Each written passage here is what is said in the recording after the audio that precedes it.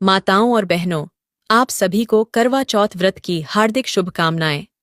आज मैं आपके लिए करवा चौथ व्रत की अत्यंत महत्वपूर्ण कथा लेकर आई हूं, जिसे सुनना हर व्रत रखने वाली महिला के लिए बेहद जरूरी माना जाता है।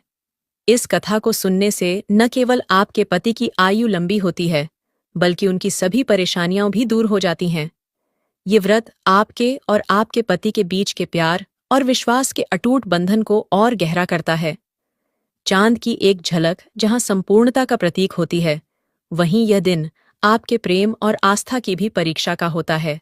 ये सिर्फ एक व्रत नहीं, बल्कि 7 जन्मों तक साथ निभाने का संकल्प है, जिसमें पति पत्नी के रिश्ते की गहराई और प्रेम का अद्भुत संगम होता है।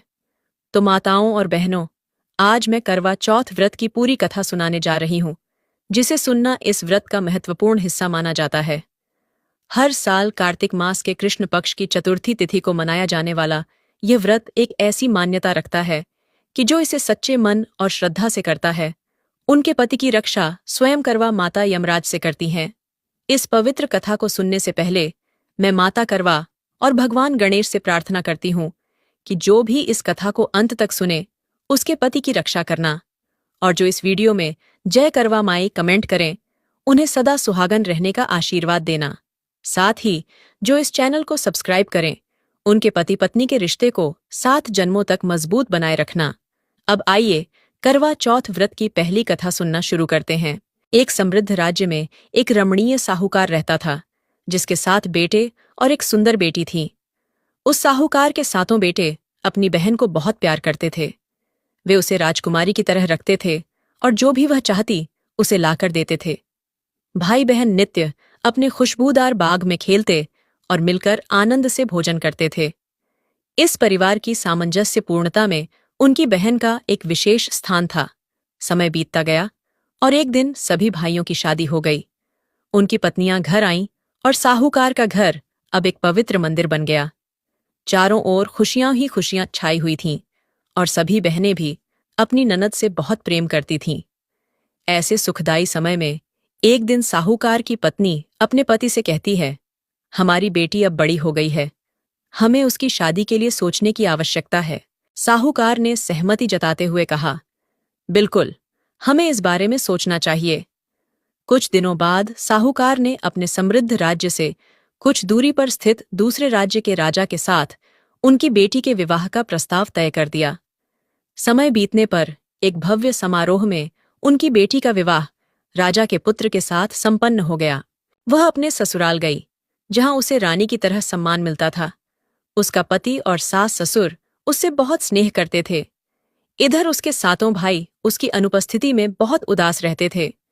उसके बिना उन्हें एक पल भी चैन नहीं आता था। भोजन करते समय भी वे उसकी यादों में खोए रहते और अनमने ढंग से भोजन करते थे। इस तरह कई वर्ष बीत गए। जब कार्तिक मास आया तो उनकी बहन विदा होकर मायके आई, जिससे पूरे परिवार में खुशी की लहर दौड़ गई और घर की रौनक लौट आई। 7 भाई बेहद खुश हो गए और अब सभी एक साथ मिलकर हंसी खुशी भोजन करने लगे। फिर करवा चौथ का दिन आया तो उसकी भाभियों ने उसे समझाने और सलाह देने का प्रयास किया और कहने लगीं, हे सबकी प्यारी बहन, सुनो, आज करवा चौथ का दिन है और यह आपका पहला करवा चौथ व्रत है। आज के दिन सिलाई, बुनाई और कपड़े फाड़ना वर्जित होता है, इसलिए इन कामों से दूर रहना चाहिए। 7 भाइयों की प्यारी बहन ने कहा, अरे मेरी प्रिय भाभियों, अगर मायके में ये सब नहीं करूंगी तो कहाँ करूंगी? ससुराल में तो मुझे समय ही नहीं मिलता। फिर शाम का समय हुआ और सभी खाने के लिए बैठ गए। तब भाइयों ने अपनी बहन से कहा, आओ बहन, भोजन कर लो। लेकिन बहन ने मुस्कुराते हुए कहा, नहीं, आज मेरा करवा चौथ का व्रत है, मैं तो चांद निकलने के बाद ही खाऊंगी। भाइयों ने सोचा कि उनकी बहन सुबह से भूखी है और न जाने कब तक भूखी रहेगी। इसलिए 7 भाइयों ने आपस में सलाह की और घर के पीछे एक पेड़ के पास दीपक जलाकर अपनी बहन से कहा कि आओ बहन, अर्घ्य दे दे। ये सुनते ही साहूकार की बेटी तेजी से अपनी भाभियों के पास पहुंची और उनसे कहने लगी। तब उसकी 7 भाभियों ने उससे कहा, वो तुम्हारा चांद निकला है, हम लोगों का चांद तो रात में निकलेगा। तब भाइयों के कहने पर बहन ने अकेले ही अर्घ्य दे दिया और अपने 7 भाइयों के साथ खाना खाने बैठ गई। तभी खाने का पहला निवाला उठाया तो उसे छींक आ गई, और दूसरा निवाला खाने लगी तो उसमें बाल निकल आया, और जैसे तीसरा निवाला खाने के लिए तोड़ा तो उसके ससुराल से एक दूत संदेशा लेकर आ गया और कहने लगा, महारानी जी, आपकी पति की हालत बहुत खराब है, जितना जल्दी हो सके राजमहल पहुंचिए। सेठानी अपनी बेटी को विदा करते समय बक्से से कपड़े निकाल रही थी, लेकिन हर बार काले और सफेद रंग के कपड़े ही निकलते जा रहे थे। ये देखकर वह चिंतित हो गई और अपनी बेटी से बोली, बेटा, रास्ते में जो भी छोटा या बड़ा मिले सभी के पैर छूती जाना, और जो भी तुझे बड़े बूढ़े सुहागिन रहने का आशीर्वाद दे उसे अपनी साड़ी के पल्लू में गांठ बांध लेना। बेटी ने सहमति में सिर हिला दिया और ससुराल की ओर चल पड़ी। रास्ते में जो भी मिला उसने सबके पांव छुए, और सभी ने उसे सुखी रहो, खुश रहो, पीहर का सुख देखो जैसे आशीर्वाद दिए। जल्दी ही वह अपने राजमहल पहुंच गई, जहां आंगन में उसकी छोटी ननद खेल रही थी। उसने अपने ननद का पैर छुए, ननद ने उसे आशीर्वाद दिया, सदा सौभाग्यवती रहो, पुत्रवती हो। ये सुनते ही उसने अपने पल्लू में गांठ बांध ली। हालांकि किसी ने भी उसे सुहागिन रहने का आशीर्वाद नहीं दिया। वह अंदर गई तो देखा कि उसके पति का शव रखा हुआ है और उसे ले जाने की तैयारी हो रही है। यह देखकर वह जोर जोर से रोने लगी, और जब उसके पति को ले जाने लगे तो उसने रोते हुए कहा, मैं इन्हें कहीं नहीं जाने दूंगी। जब किसी ने उसकी बात नहीं मानी तो वह बोली, मैं भी इनके साथ जाऊंगी। उसकी जिद देखकर बड़े बूढ़ों ने कहा, इसे भी साथ ले चलो।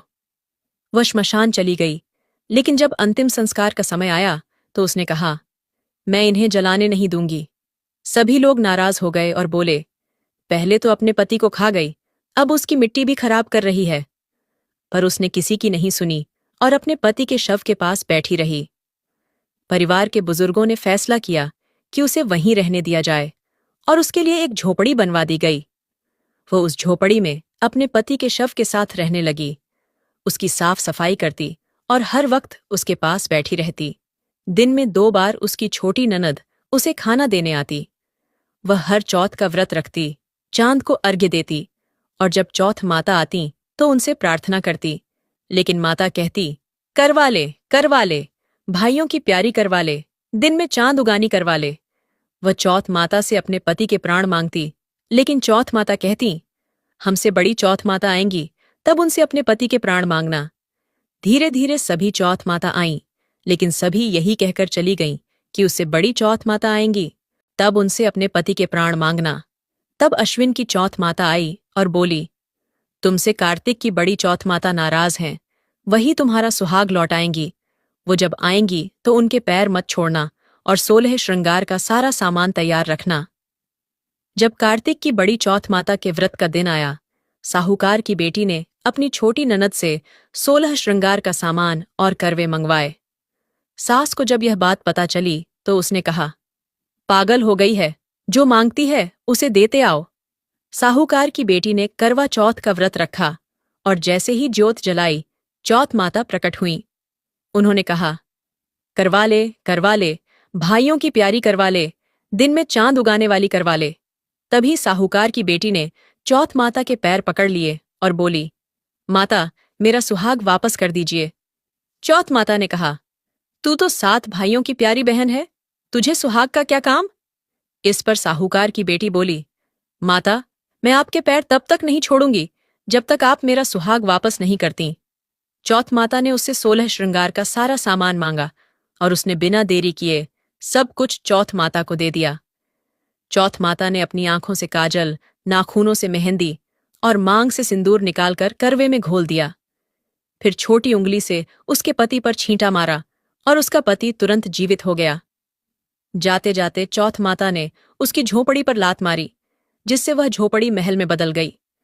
जब उसकी छोटी ननद खाना लेकर आई तो उसने देखा कि झोपड़ी की जगह एक बड़ा महल खड़ा है। ननद को देखकर साहूकार की बेटी दौड़कर उसके पास आई और कहा, देखो, आपका भाई जीवित हो गए हैं, जाओ और सासू माँ से कहो आकर अपने पुत्र को देख ले। तब छोटी ननद दौड़ते हुए अपनी माँ के पास गई और बोली, माँ, भाई जिंदा हो गया है और झोपड़ी की जगह एक राजमहल बन गया है। उसकी माँ ने जवाब दिया, तेरे भाभी की तरह तेरा भी दिमाग खराब हो गया है। लेकिन ननद ने कहा, नहीं माँ, मैंने सच में देखा है, भाई जिंदा हो गया है। तब सभी घरवाले गाने बाजे के साथ बेटे को लेने पहुंचे। बेटे को जीवित देखकर सास ने बहू के पैर छू लिए और बहू ने भी सास के पैर छुए। बहू बोली, सासू माँ, देखिए, आपका बेटा वापस आ गया है। सास ने कहा, बहू, मैंने तो इसे 1 साल पहले विदा कर दिया था, ये तो तेरे भाग्य से वापस आया है। सभी लोग मिलकर खुशी खुशी साथ रहने लगे।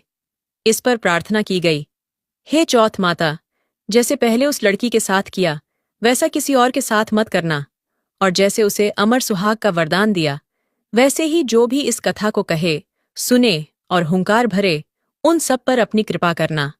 फिर सभी प्रेमपूर्वक बोले, जय हो करवा चौथ माता, जय गणेश भगवान, जय मां पार्वती। मित्रों, पहली कथा समाप्त होती है। अब दूसरी कथा प्रारंभ करते हैं। पूर्वा राज्य के एक सुंदर नगर में एक वैश्य परिवार रहता था, जिसमें 7 बेटे और उनकी 7 बहुएं थीं। 6 बहुओं के मायके वाले बहुत धनी और प्रभावशाली थे, और उनके परिवार में कई भाई बहन भी थे।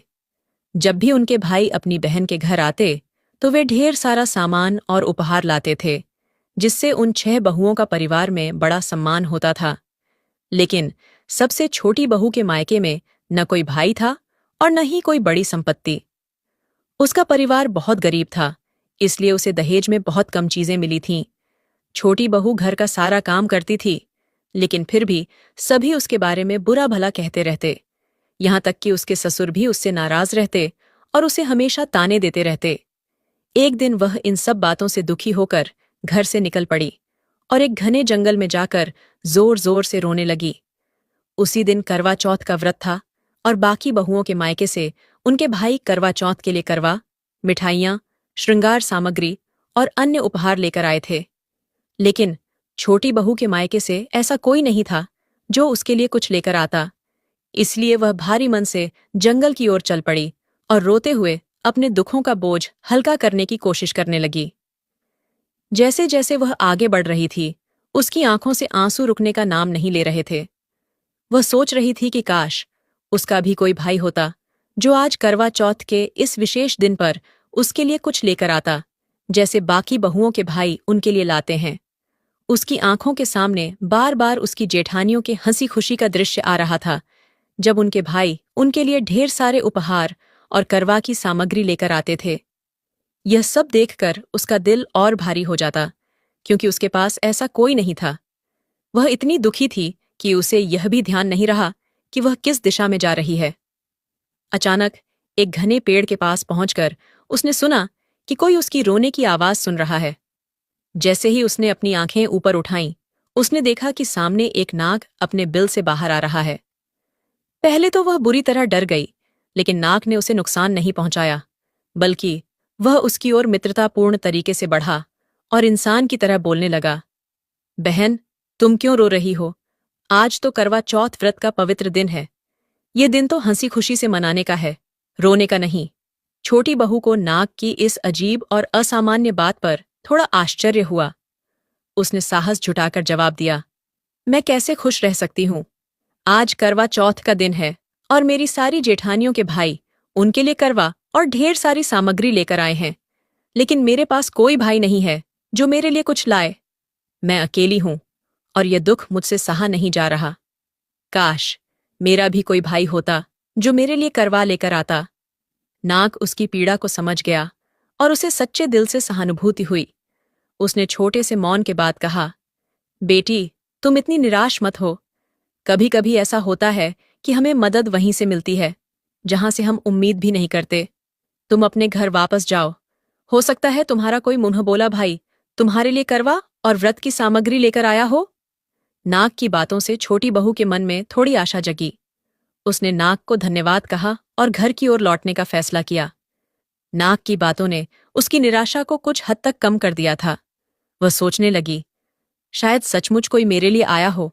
यह सुनकर छोटी बहू घर लौट आई और संतोषपूर्वक अपने सारे कामों में लग गई। कुछ समय बाद एक अनजान व्यक्ति आया और छोटी बहू की सास से बोला, मैं आपकी छोटी बहू का भाई हूं। बचपन में ही घर छोड़कर बाहर रहने चला गया था और अब वापस लौटा हूं। आज करवा चौथ का दिन है, इसलिए मैंने सोचा कि अपनी बहन के लिए करवा और सुहाग सामग्री लेकर आऊं। ससुर और बाकी बहुएं उस व्यक्ति द्वारा लाए गए बहुमूल्य और बेशकीमती उपहारों को देखकर हैरान रह गईं। इतना सारा सामान देखकर सभी चकित थे।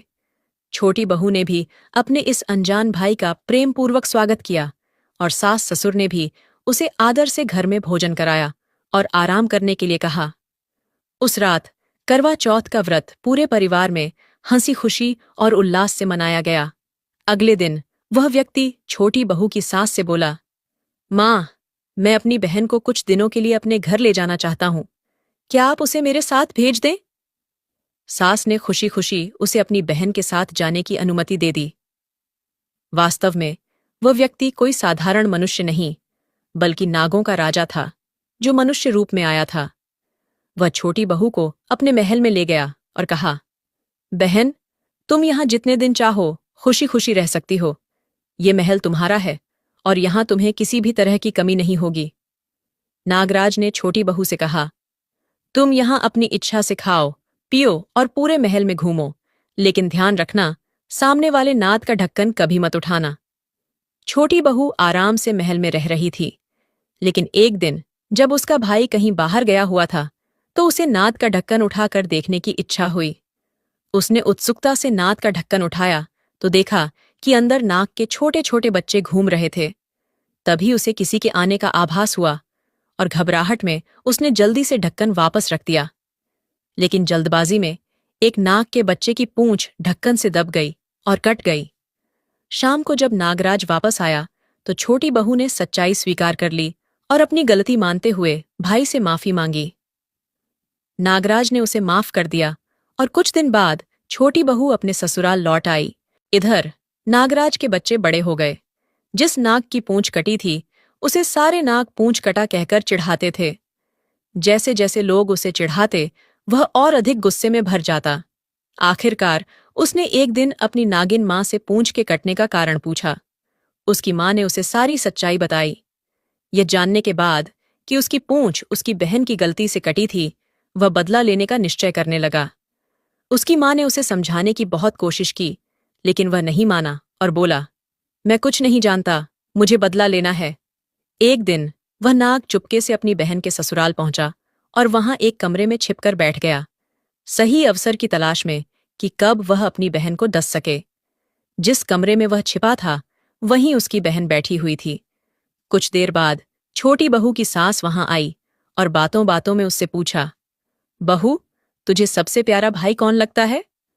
छोटी बहू ने तुरंत प्रसन्न होकर कहा, माताजी, मुझे तो बांडा भैया सबसे प्यारे लगते हैं। ये बात सुनकर बांडा, जो सब कुछ सुन रहा था, खुद पर शर्म महसूस करने लगा। उसने सोचा, मुझे धिक्कार है जो मैं अपनी प्यारी बहन को काटने आया हूं। ये सोचकर वह चुपचाप वहां से लौट गया।